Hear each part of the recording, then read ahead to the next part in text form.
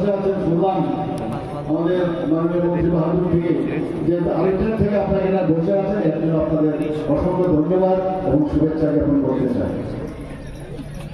বন্ধুগণ, এখানে রাজীববাবু বিস্তারিত আলোচনা রেখেছেন এখানে কেন আমরা এখানে এসেছি, কেন আপনারা এসেছেন, কি আমরা বলতে চাইছি কিনা মোটামুটি সব আলোচনা হয়েছে।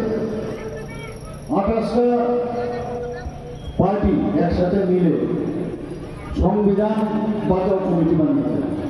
আপনারা নিশ্চয়ই জানেন সংবিধান বাঁচাও, যার আরেকটা নাম হচ্ছে, আমরা বলছি ইন্ডি, কিন্তু ওরা আগে প্রথমে নাম দিয়েছিল ইন্ডিয়া, INDIA। তো তার তো এত আর নেই, অ্যালায়েন্স আর নেই, এখন কি আছে ইন্ডি। ইন্ডির মধ্যে আবার একজনের জেলের ভিতর ঢুকে গেছে,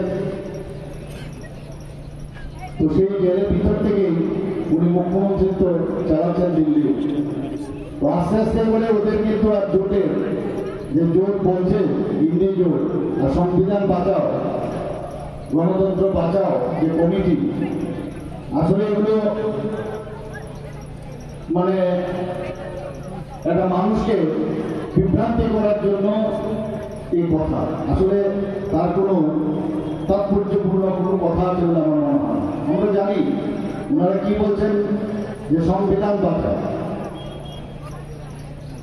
আমাদের ডক্টর B.R. আম্বেদকর, যিনি আমাদের সংবিধান রচয়িতা, উনি কোথাও কোনো জায়গায় বলেননি যে একই দেশের মধ্যে এক প্রধান, দুই প্রধান, দুই নিশান আর দুই বিধান, কোনো আমাদের এই সংবিধানে লেখা নেই।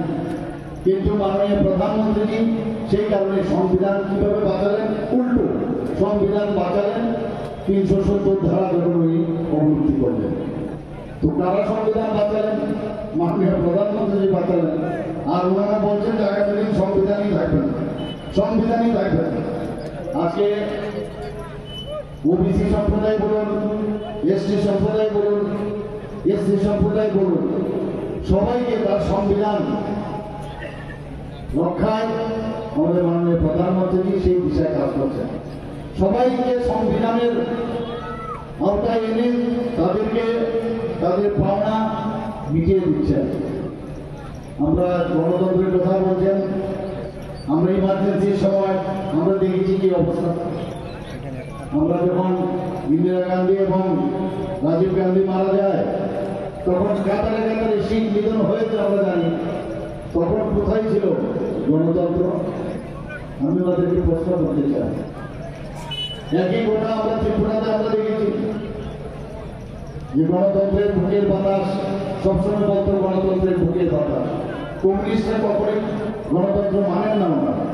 আমরা সবাই জানি ওনাদের যে বাইলট, সেই বাইলটের মধ্যে ক্লিয়ার কাট লেখা আছে পেজের প্রথম দিকে, কি লেখা?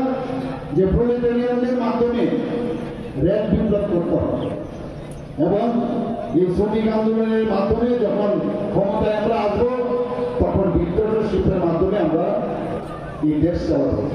আজকে তো মুখোশ পরে আছে, ওরা গণতন্ত্রের মুখোশ পরে আছে। একটা সময় ছিল ওরা কি বলতো যে political strength growth from a barrel of a gun, বন্দুকের নল থেকে নাকি রাজনৈতিক শক্তি উৎস, এগুলো তো ওরা বলতো। আজকে মুখোশ পরে মানুষকে গণতন্ত্রের ধোয়াই দিয়ে নানাভাবে একটা কনফিউজ সৃষ্টি করার একটা প্রচেষ্টা আমাদের মধ্যে আছে।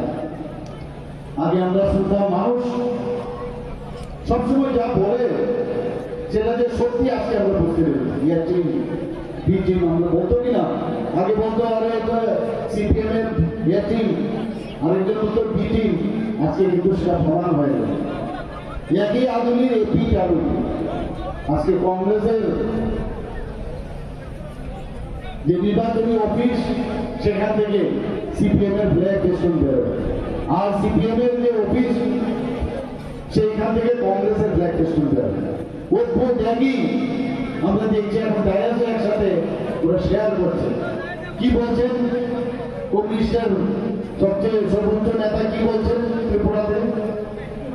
উনি বলছেন যে সময়ের কারণে এখন চিহ্ন খুব বিশেষ ইম্পর্টেন্ট না, গণতন্ত্র বাঁচানোর জন্য আমরা একসাথে হতে হয়েছে।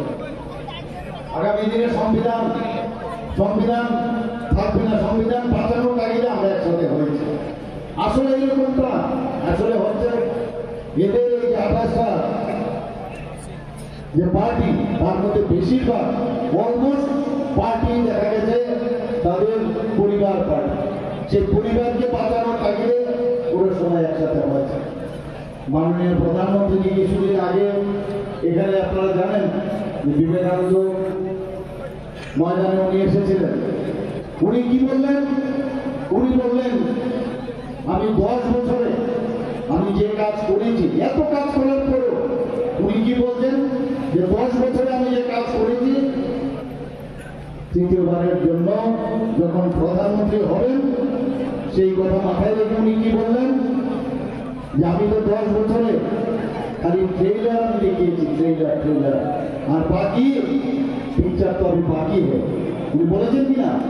তাহলে আগামী দিনে যখন উনি তৃতীয়বারের জন্য প্রধানমন্ত্রী হবে তাহলে দেশ কোন দিকে যাবে আমরা নিজে অনুমান করতে পারছি। এখন যেভাবে গাড়ি চলছে ডাবল ইঞ্জিনের সরকার, এটাকে থামানোর ক্ষমতা আর কারণ নেই। এত দ্রুত গতিতে চলছে যে থামবে না, এত স্পিডে চলছে। এখন এই যে উন্নয়নের জোয়ার চলছে, এখন সমস্ত পৃথিবীর সমস্ত দেশ এখন প্রধানমন্ত্রীর দিকে তাকিয়ে আছেন। G20-তে আমরা দেখেছি কেউ প্রধানমন্ত্রীকে সম্বোধন করেন যে মিস্টার বস, কেউ পায়ে ছুঁয়ে প্রণাম করছেন। এটা অদ্ভুত একটা সম্মান।